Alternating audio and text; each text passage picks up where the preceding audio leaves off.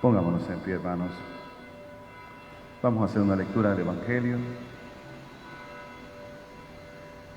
Del Santo Evangelio según San Juan, capítulo 4, del 5 al 42. En aquel tiempo llegó Jesús a una ciudad de Samaria llamada Sicar, cerca de la heredad que Jacob dio a su hijo José. Allí estaba el pozo de Jacob. Jesús, como se había fatigado del camino, estaba sentado junto al pozo. Era alrededor de la hora sexta. Llega una mujer de Samaria a sacar agua. Jesús le dice: «Dame de beber», pues sus discípulos se habían ido a la ciudad a comprar comida. Le dice a la mujer samaritana: «¿Cómo tú, siendo judío, me pides de beber a mí, que soy una mujer samaritana?», porque los judíos no se tratan con los samaritanos. Jesús le respondió: «Si conocieras el don de Dios y quién es el que te dice, dame de beber, tú le habrías pedido a él y él te habría dado agua viva». Le dice la mujer: «Señor, no tienes con qué sacarla y el pozo es hondo. ¿De dónde pues tienes esa agua viva? ¿Es que tú eres más que nuestro padre Jacob, que nos dio el pozo y de él bebieron él y sus hijos y sus ganados?». Jesús le respondió: «Todo el que beba de esta agua volverá a tener sed, pero el que beba del agua que yo le dé no tendrá sed jamás, sino que el agua que yo le dé se convertirá en él en fuente de agua que brota para la vida eterna». Le dice la mujer: «Señor, dame de esa agua, para que no tenga más sed y no tenga que venir aquí a sacarla». Le dice la mujer: «Señor, veo que eres un profeta. Nuestros padres adoraron en este monte y vosotros decís que en Jerusalén es el lugar donde se debe adorar». Jesús le dice: «Créeme, mujer, que llega la hora en que ni en este monte ni en Jerusalén adoraréis al Padre. Vosotros adoráis lo que no conocéis, nosotros adoramos lo que conocemos, porque la salvación viene de los judíos. Pero llega la hora, y ya estamos en ella, en que los adoradores verdaderos adorarán al Padre en espíritu y en verdad, porque así quiere el Padre que sean los que le adoren. Dios es espíritu, y los que adoran deben adorar en espíritu y verdad». Le dice la mujer: «Sé que va a venir el Mesías, el llamado Cristo. Cuando venga nos lo explicará todo». Jesús le dice: «Yo soy el que te está hablando». Y fueron muchos más los que creyeron. Así que por sus palabras, y decían a la mujer: «Ya no creemos por tus palabras, que nosotros mismos hemos oído y sabemos que este es verdaderamente el Salvador del mundo». Palabra del Señor. Siéntese, hermano.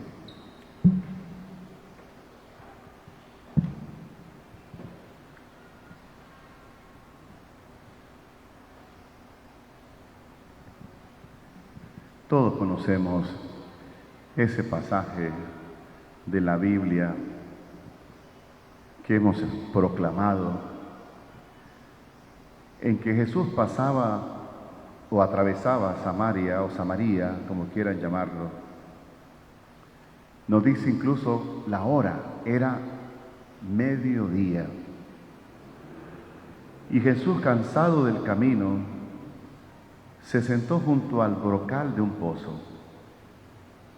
Imagínense, metámonos un poquito en escena. A mí me encanta que hagamos contemporaneidad con la palabra, es decir, que nos imaginemos la escena, imaginémonos unos árboles grandes, frondosos, gigantescos, que daban una estupenda sombra alrededor del pozo. Imaginemos el pozo con un agua cristalina que se antoja. Imagínense caminar por el desierto y encontrarse con ese oasis, y además por la sed que también sentía Jesús. Y mientras sus discípulos iban a comprar de comer, él se quedó allí sentado. Aquí hay una aplicación a nuestra vida, fijémonos bien. Jesús sentado, o por lo menos junto al camino de tu vida. Ahí está esa aplicación. ¿Cuánto tiempo te habrá estado esperando Jesucristo? ¿Cuánto tiempo? ¿Para qué? Para que llegues quizás con tu cántaro vacío como la mujer samaritana. Todos los días vas a buscar agua, como aquella mujer samaritana. Un agua que quizá no te llena, no te sacia, más aún cada vez te deja más sediento. Y ya sabemos cuáles son esas cisternas o esos pozos de agua en los que nosotros buscamos saciar nuestra sed. Ya saben lo que significa esa agua que no te quita la sed. Son todas aquellas cosas que no son de Dios, que no agradan a Dios. Cuando la samaritana con su cántaro en la cadera o en la cabeza, no importa cómo se lo puedan imaginar, se acercó al pozo, vio que había ahí un judío. Y como no se trataban los samaritanos y los judíos, pues pensó tomar el agua, no dirigirle la palabra a ese bendito judío y regresarse a la ciudad. Por eso Jesús comienza un diálogo difícil, pidiéndole, dame de beber. Quiere detenerla, quiere que no se le escape, dame de beber. Imaginemos la sorpresa mayúscula de esa mujer samaritana, la sorpresa en la cara de la mujer escuchando y viéndole el rostro a ese judío que le pide a ella, una samaritana, que le dé agua. Y no se aguanta, le dice, ¿cómo tú siendo un judío le pides de beber a mí, que soy una mujer samaritana? Esta expresión la podemos traducir nosotros de esta manera. Mírame, Señor, déjame tranquilo tal como estoy. Mira, puede ser que no ande muy bien, pero prefiero seguir así. Otra cuaresma más, tranquilo. Prefiero no complicarme la vida, así estoy bien. Dame de beber significa Dios tiene sed. Dios tiene sed y tú puedes calmar esa sed. Y Jesús le responde, si conocieras el don de Dios y quién te pide de beber, tú le pedirías a Él y Él te daría agua viva. Si conocieras el don de Dios, esa frase es muy, muy profunda. Quería decirle, no conoces, de hecho no conocemos lo que significa nosotros ser cristianos. Lo decíamos ayer, si no conoces el amor de Dios, si no te sientes amado de Dios, para nada te sirve tu religión. Si no conocemos el don de Dios y quién te pide de beber, ¿de qué nos sirve todo lo demás? Si no conocemos lo que significa ser cristianos y pensamos que equivale a cumplir a una larga y pesada lista de mandamientos, si no conocemos el don de Dios, vamos a creer que nuestra religión es vivir amargados y no vivir una entrañable amistad con Dios. Consideramos entonces el cristianismo una religión aburrida, sosa, no algo interesantísimo, emocionante, capaz de transformar a un hombre o una mujer y de hacerlos profundamente felices y fuertes. Si conociéramos el don de Dios, pero no lo conocemos.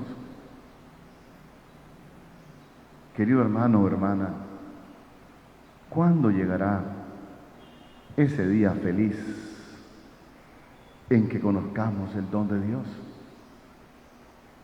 Los que lo conocen no lo olvidan jamás ese día.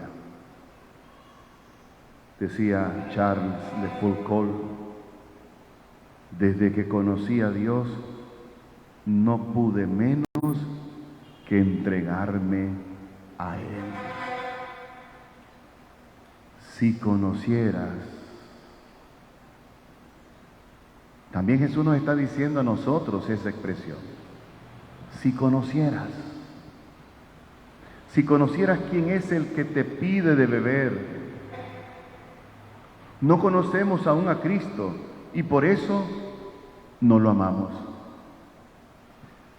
Le seguimos muy a regañadientes, le seguimos muy a nuestra manera, a nuestro antojo. Es evidente, hermano, que nadie conoce lo que no, nadie ama lo que no conoce.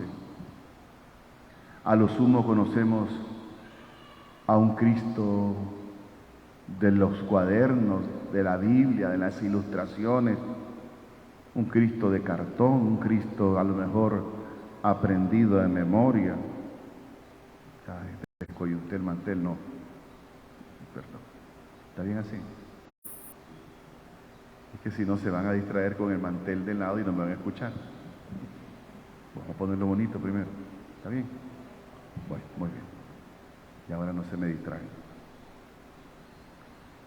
Pues a lo sumo conocemos, como dije, un Cristo de cartón, un Cristo de memoria, un Cristo que aprendimos a lo mejor en las preguntas del catecismo. Pero no es un Cristo vivo. Lo que conocemos es algo así como una pieza de museo. Un Cristo aguafiestas también. Poco simpático porque cuando yo quiero pasarme el domingo de maravillas, pues me dicen en la casa hay que ir a misa. Entonces es el Cristo aguafiestas porque no pude salir el domingo a pasear. Pero ese Cristo, hermanos, que está en tu mente, no existe. Es falso. Por eso no te toca, no te mueve, no te transforma, no te cambia nada.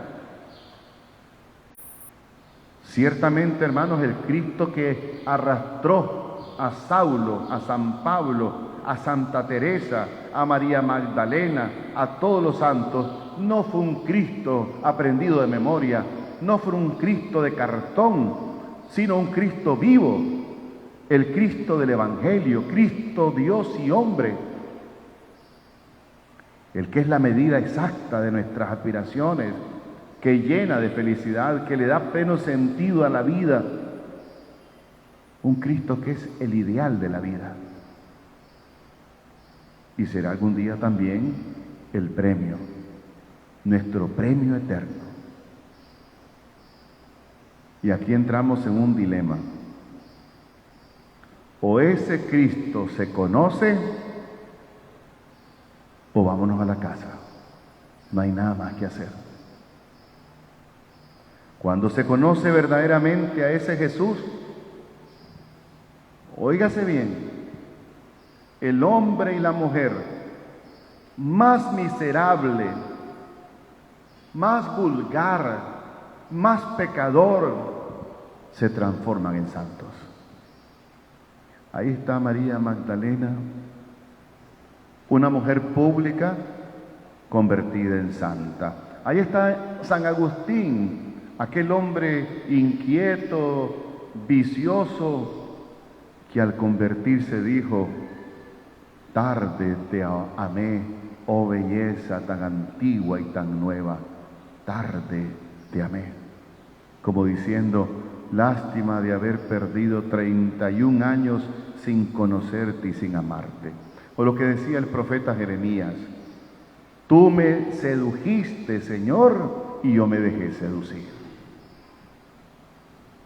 Jesús dice entonces, volvamos a la escena: si conocieras, pedirías y Él te daría.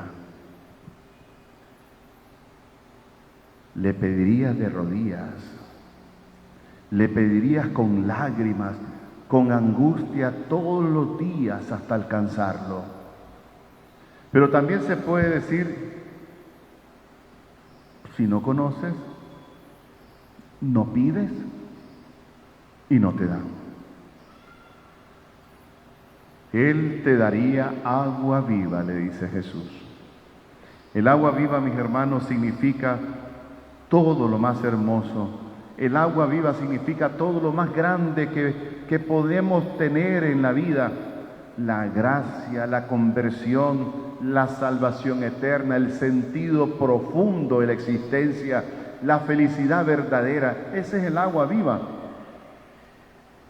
Y todo eso nos debe interesar a nosotros. Todo eso es lo más importante para nosotros. Pues bien, Él te daría todo eso si conocieras el don de Dios y quién es el que te pide de beber. Tú le pedirías a Él y Él te daría esa agua viva. Queridos hermanos, uno como sacerdote tiene un privilegio grande, y es que conoce de todo, ¿no? Conoce hombres y mujeres santos, conoce hombres y mujeres en camino a la santidad, algunos a la mitad del camino, otros iniciando el camino. Pero uno conoce, uno logra intuir: este hombre es santo, dice uno, esta mujer es santa. Es una experiencia verdaderamente espiritual, es una experiencia con una gran riqueza, es un don que el Señor nos da. Entonces hoy podríamos decir: ese tipo de personas con las que nos encontramos en la vida seguramente han bebido de esa agua viva, seguramente.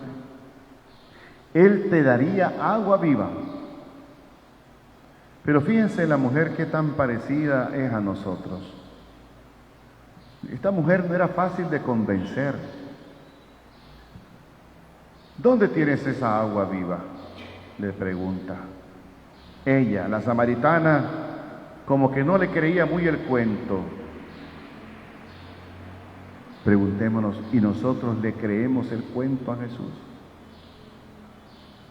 ¿Nosotros creemos lo que nos dice esa palabra que proclamamos para nosotros al principio de nuestra plática? Si no le crees, por eso te pierdes lo mejor de tu vida. También nosotros le decimos a Cristo: ¿dónde tienes esa agua viva? Que equivale a decirle: ¿acaso si yo cambio de vida, acaso si yo me hago más cristiano, voy a ser más feliz? Yo no te creo.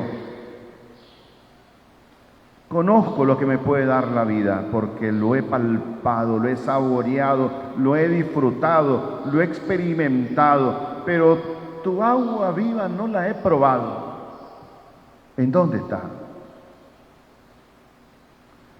Y la mujer añadió como con cierta ironía: ¿eres tú más que nuestro padre Jacob, que nos hizo ese pozo y del cual bebieron él, sus hijos, sus ganados? Lo mismo le decimos nosotros a Cristo. ¿Eres tú más interesante que las cosas que me puede dar este mundo? ¿Que las cosas humanas? ¿Que los placeres? ¿Que la botella? ¿Que las drogas? ¿Que el dinero? ¿Que la fama? ¿Eres más importante que eso? ¿Ofreces cosas mejores que el mundo? No lo creo, porque el mundo me da diversiones, pasatiempos, mil cosas. Dinero, poder, placer. Si tienes algo mejor, pues quizá me convenzas. Jesús podría haberle respondido que él vivía antes que Jacob y que podría hacer 1.000 millones de pozos mejores que ese pocito, ¿verdad?, que estaba ahí. Pero el Señor se fue por otro lado y le dijo: el que beba de esta agua, del agua viva, no volverá a tener sed. Pero el que beba del agua que yo te daré no tendrá sed jamás. En cambio, el que beba de esta agua volverá a tener sed. Porque el que beba del agua que yo le daré, en él surgirá un manantial, una fuente que saltará hasta la vida eterna. Y estas palabras la dejaron pensando a la mujer. El que beba de esta agua, ¿qué significa? Que si sigues viviendo como has vivido, seguirás teniendo hambre y sed. Nada te calmará esa hambre. Nada te calmará esa sed. Así sucede con el pecado, hermanos. Pensémoslo. Todos somos pecadores. Uno va feliz a su encuentro, al encuentro con el pecado. Uno se imagina que eso le va a calmar la sed de sus pasiones. Pero después del pecado, ¿cómo se siente uno? Con la amargura dentro, el vacío, la tristeza, la desesperanza. El hastío es el premio y el salario del pecado, porque es muy efímero ese placer del pecado. Y Jesús le dice, en cambio, no tendrás sed jamás. Aquí hay una de dos: o es un gran mentiroso y entonces dejémoslo en paz, como a tantos y a tantos maestros de nuestro tiempo que nos prometen el cielo y la tierra. Por ahí andan prometiendo milagros y tantas cosas más. Y luego nos dejan con un sabor amargo en la boca, en la vida. ¿O realmente nos estás diciendo la verdad? Por si acaso, ¿por qué no le damos a Jesucristo la oportunidad de demostrarnos que realmente tiene el agua viva? Déjalo que te lo demuestre. Tú que le has dado oportunidad a tantas cosas, especulemos. Le has dado la oportunidad al dinero, a la pachanga, al poder, a la botella, al sexo. ¿Por qué no le das a Jesucristo al menos una vez la oportunidad de que te hable, de que te haga sentir y experimentar lo del agua viva? Los santos son los que realmente podrían decirnos lo que es el agua viva, son los que la han experimentado, los que la han probado. Pensemos en San Pablo y en esas palabras lapidarias de San Pablo cuando dice: para mí el vivir es Cristo y el morir una ganancia. Pensemos en estas otras palabras: Cristo es mi Dios, mi gran amigo, mi compañero, mi Padre, mi grande y único amor y la única razón de mi existencia. Pues ante estas palabras de Jesús, parece que la mujer como que se ablanda un poco, porque le responde de esta forma: dame pues, Señor, de beber de esa agua para que no vuelva a tener sed. Fíjense lo que le dijo Jesús, ¿verdad? ¿Se acuerdan? Si conocieras, pedirías. Ya la mujer está pidiendo. Ya la mujer está pidiendo. ¿Cómo han cambiado las cosas en el curso de la conversación? ¿Qué distancia hay entre aquel encuentro displicente? Sí, como tú siendo judío, porque esa era una manera despectiva de hablar, ¿verdad? Tampoco le estaba adornando, no. Como tú siendo un judío, eso es un tú despectivo. Como tú siendo judío me pides de beber a mí, que soy una mujer samaritana. Y ahora, hasta una expresión o una petición respetuosa, porque le llama Señor. Es ya un alma abierta, dispuesta a la sinceridad, dispuesta a la disponibilidad. Entonces puede hablar nuestro Señor. Queridos hermanos, ojalá tú también tengas la sinceridad, la costosa sinceridad de decir a Cristo: dame, Señor, también a mí de esa agua para que no vuelva a tener sed. Porque es verdad, Señor, es verdad que se vuelve a tener sed. Siempre que se bebe en otras fuentes, se vuelve a tener sed. Por eso vengo aquí, por eso estoy aquí, en esta basílica, por eso estoy desde mi casa, viendo, oyendo, escuchando. Por eso estamos aquí, Señor, en estos días de ejercicio. Vengo a ti, Jesús, sediento de paz, sediento de amor, de felicidad, de vida eterna. Y es una sed incontenible, Señor, que me da fiebre. Vengo cansado, Señor, de buscar inútilmente por otros caminos. No he encontrado la verdad de la vida y de las cosas. No he encontrado el amor verdadero, ni el sentido de la vida, ni la felicidad lejos de ti. Y les voy a leer aquí un testimonio hermoso, muy aleccionador, que nos puede ayudar también en nuestra meditación. Escrito por alguien que tuvo una experiencia hermosa de encuentro con Jesús. Dice: Señor y Padre mío, te doy gracias por haberte encontrado, por haber visto tu luz en mi camino que tan oscuro estaba, por haber dado agua a mi alma que tan sedienta de amor estaba. Señor, te busqué muchas veces y me venía el desencanto, porque no buscaba en donde debía. Puse mi amor en cosas, puse mi amor en personas y solo vacío sentí. Pero tú me diste la gracia de poder escucharte, decir mi nombre y seguirte. Me quitaste mi ceguera y te encontré en mi corazón. Allí estuviste siempre y yo no me di cuenta. Contesté a tu llamado más tarde de lo que hubiera querido.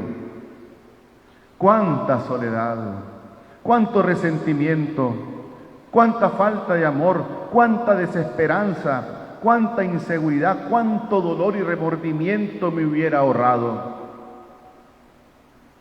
Por eso hoy, Señor, te doy las gracias, porque aunque sea al final de mi vida, tú me esperaste para que te siguiera. Y no cambio mi presente ni mi radiante juventud por mis ganas, porque joven me sentía más vieja que hoy, porque hoy hay luz, esperanza en mi vida, porque ya nada me puede seducir si no es tu amor tan fiel, tan grande, que me lleva a caminar junto a ti hacia el Padre. Mi vida anterior no era vida, vegetaba era espectadora de la vida. Dependía mi risa y mis lágrimas de las acciones de los demás y yo no vivía. No tenía vida propia. Pero tú, Señor, no te diste por vencido y volviste a tocar mi corazón y por fin te escuché. Gracias, Señor.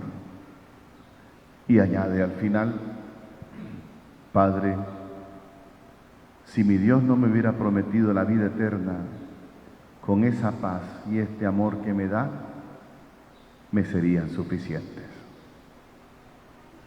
Son palabras hermosas, ¿verdad? Son palabras salidas del corazón, por lo tanto son palabras verdaderas. Cuando hay, hermanos, esta sinceridad con Jesucristo, entonces sí puede ocurrir el milagro. Puede surgir esa fuente de agua viva en ese momento.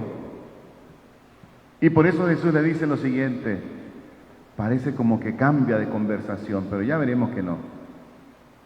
Anda, llama a tu marido y ven acá.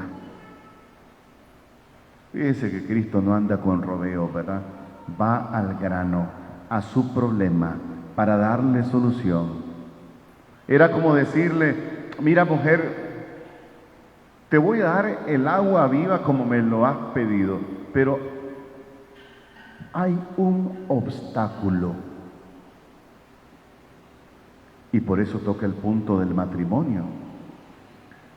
Ella dice: no tengo marido. Y no dice nada más, no da explicaciones. Pero Jesús le completa la situación.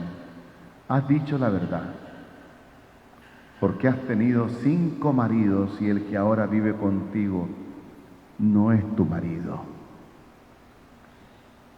¿Qué ojos pondría la samaritana al escuchar estas palabras? E enseguida añade: veo que eres un profeta. Fíjense cómo ha cambiado.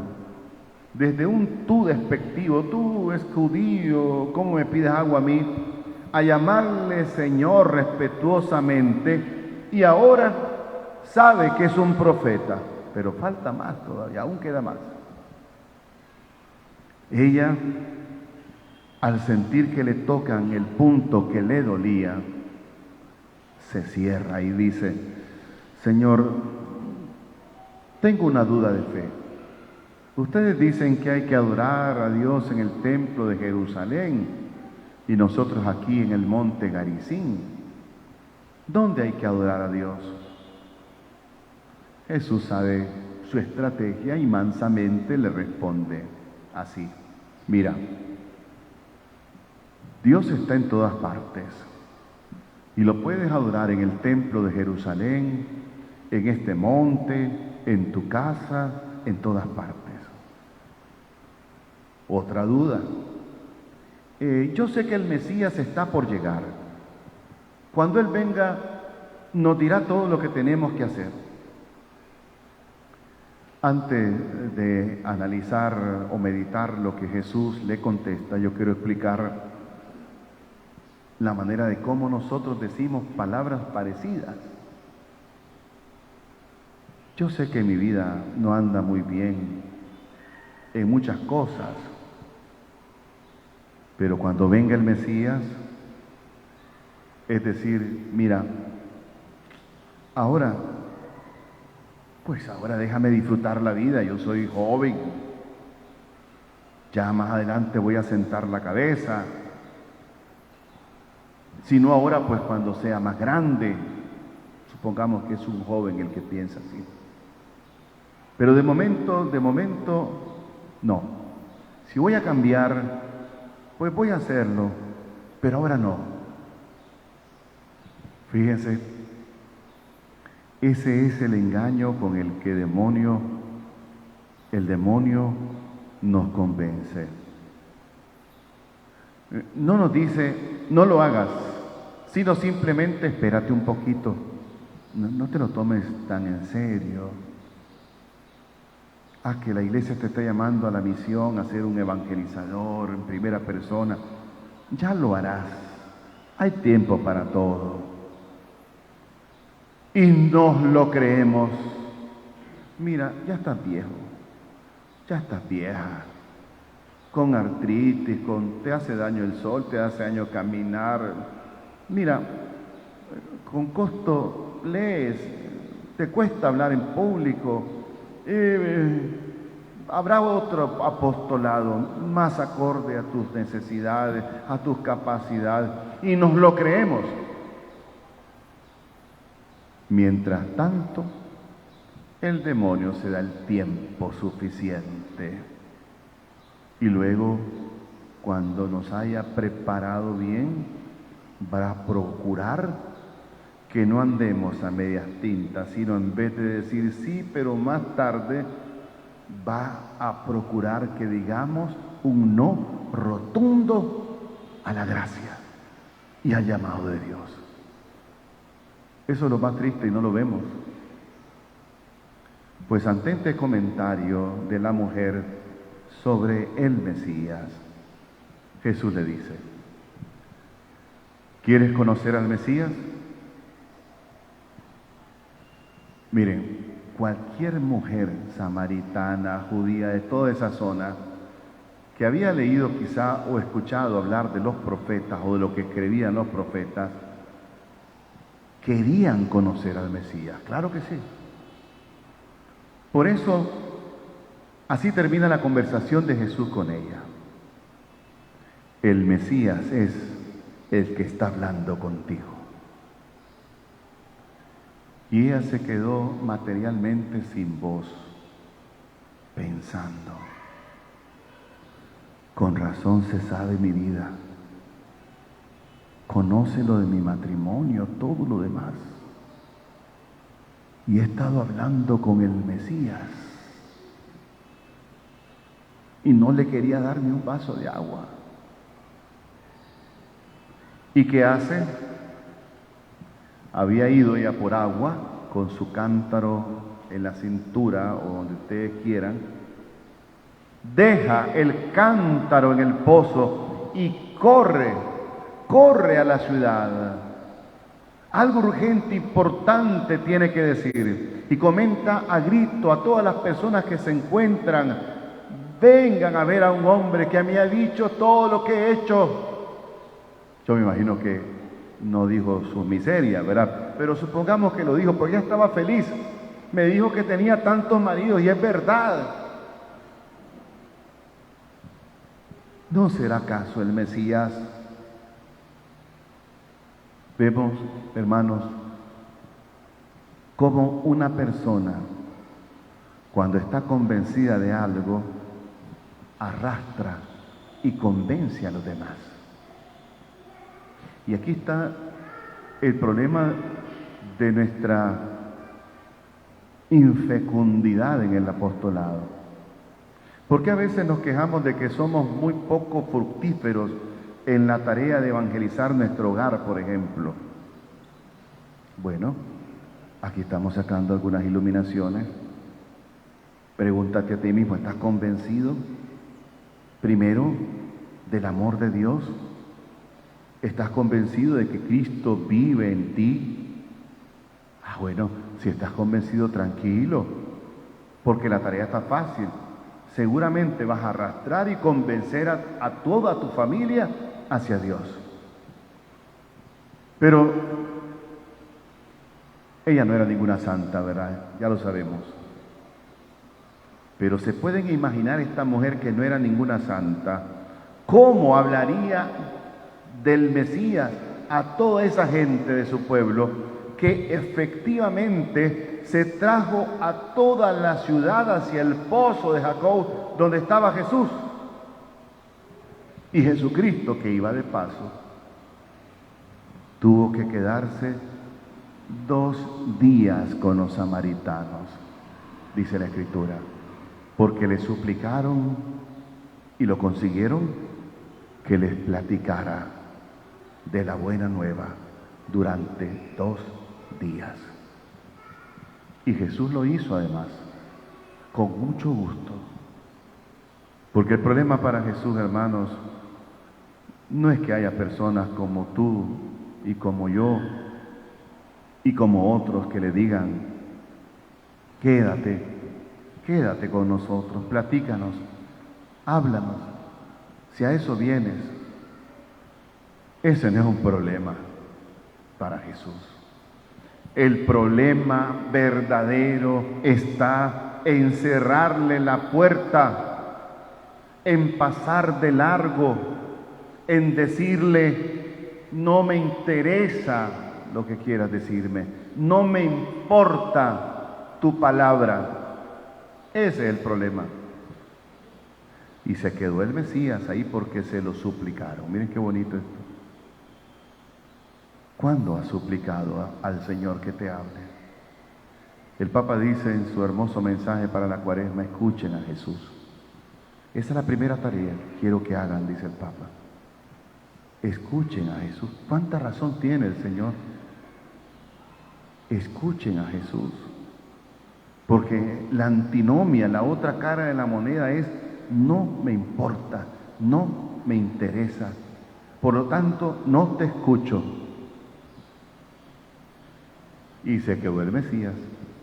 Y oyéndole profundamente, personalmente, los samaritanos se entusiasmaron con él, creyeron en él y le decían luego a la mujer, mira, ya no creemos por tus palabras, por lo que nos contaste, porque nosotros hemos oído y sabemos que Él es el Salvador del mundo.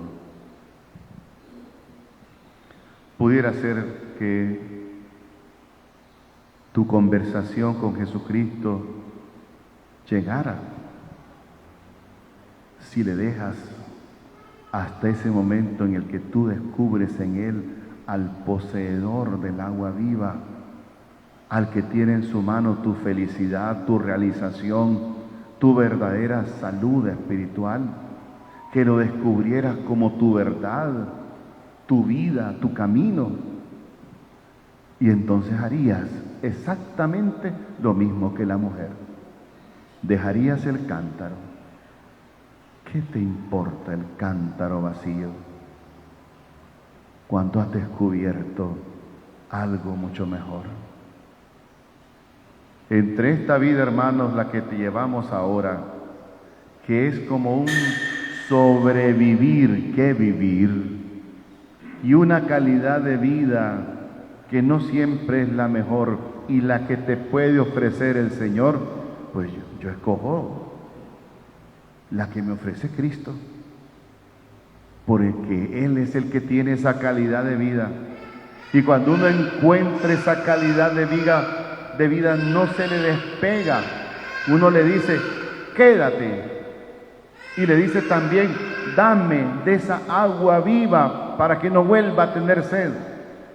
Y además de dejar el cántaro, también irías a comunicar esa experiencia a otras personas. Porque es una experiencia, hermanos, tan grande, tan hermosa, tan gratificante, que no te la puedes quedar, no te la puedes guardar, como ella tampoco se la pudo guardar, se la pudo quedar. E irías a decir a muchos otros, vengan, vengan, tuve esa experiencia, ese encuentro con el Mesías. Ojalá todos lo podamos tener, esa experiencia, o pudiéramos tener esa experiencia. Claro, primero te van a ver como un loco o a una loca. Después te van a decir lo mismo que le decían a ella. Ojalá también me lo digan a mí. Qué dicha sería la de un sacerdote cuando predica, que alguien le dijera, mire padre, usted me entusiasmó con sus palabras, con sus reflexiones como Cristo. Pero ahora yo he escuchado su voz, he sentido el amor de Dios en mi vida. He probado su agua viva. Y Cristo es todo lo que usted nos dijo y muchísimo más. Qué dicha sería para un sacerdote que le dijeran eso. No que yo les he convencido, ¿verdad? No confundamos la cosa, sino que ustedes se han convencido probando el agua viva de Jesús. El día, mis hermanos, que tú conozcas así a Cristo, te pasará lo mismo. Dejarás tu cántaro, ya que te importa ese cántaro vacío. Correrás a buscar a otros para que vayan a Él. Queridos hermanos, eso es lo que nos pide precisamente la Iglesia en este tiempo tan hermoso de la misión. Eso. Pero, claro, si no sucede en nosotros todo este proceso de la samaritana, no dejaremos ni la barca, ni el cántaro, ni nada de aquello que nos da las falsas seguridades humanas y felicidades humanas. No lo dejaremos. Ahora ya sabemos, hermanos, qué es el agua viva que necesitamos. Y no es otra cosa, hermanos, que la gracia santificante. La gracia que nos hace santos. La gracia que actúa, que cambia tu vida, que transforma tu existencia. Y es bueno que nos preguntemos por qué tantos cristianos no vivimos en gracia de Dios. ¿Por qué tantos católicos no vivimos en gracia de Dios? ¿Por qué perdemos tan fácilmente esa vida divina que es el agua viva? Porque no conocen su valor. Lo que no se conoce no se ama, no se valora. Si conocieras el don de Dios, le dijo Jesús a la samaritana. Para un cristiano lo primero y fundamental es vivir en gracia de Dios. Lo primero es vivir. Sin esto seremos entonces cristianos de carnet, de bautizo, de museo. El termómetro del verdadero cristiano o del verdadero cristianismo es el porcentaje de cristianos que viven en gracia de Dios. Y algunos se preocupan si somos más o somos menos. Yo creo que no debe preocuparnos esas estadísticas, ¿no? Nos debe preocupar si en la estadística sabemos cuántos son los cristianos que viven en gracia de Dios. Eso sí es hermosísimo. Porque son cristianos que están en el camino hacia la santidad. Eso es lo que más nos interesa. ¿Cuántos están viviendo el don de Dios? Y puesto que es una vida, la vida de Dios en nosotros, pues la gracia debe ser habitual, permanente, porque es vida. La gracia de Dios, mi hermano, no es como un vestido de bodas que se usa un día y luego se guarda. Desgraciadamente muchos lo toman así, como algo extraordinario, y no debe ser. Vivir en gracia de Dios debe ser lo ordinario para un cristiano católico, lo normal para un cristiano católico. Tener esa agua viva dentro de sí debe ser lo más común para nosotros. Lo extraordinario, lo raro, debe ser el pecado en tu vida, ese, porque es un intruso, es un mercenario que se te metió.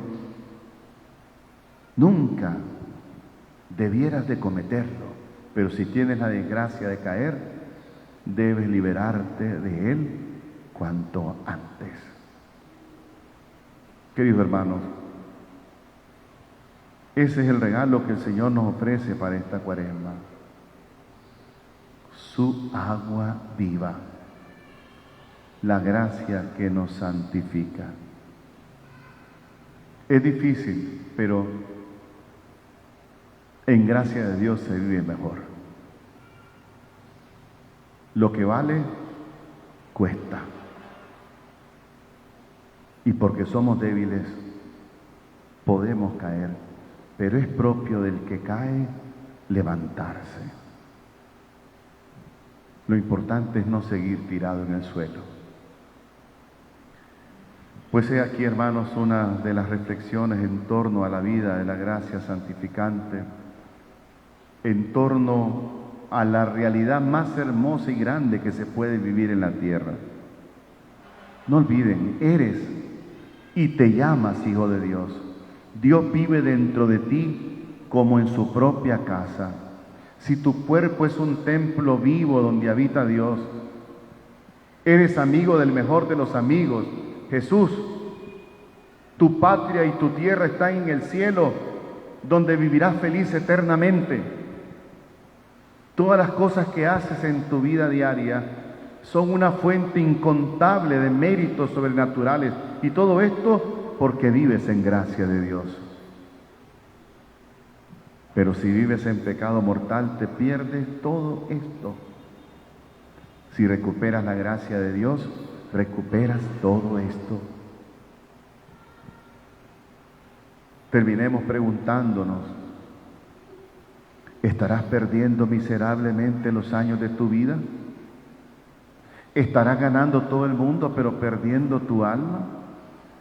Y Dios ha dicho, ¿de qué le sirve al hombre ganar todo el mundo si al fin pierde su alma?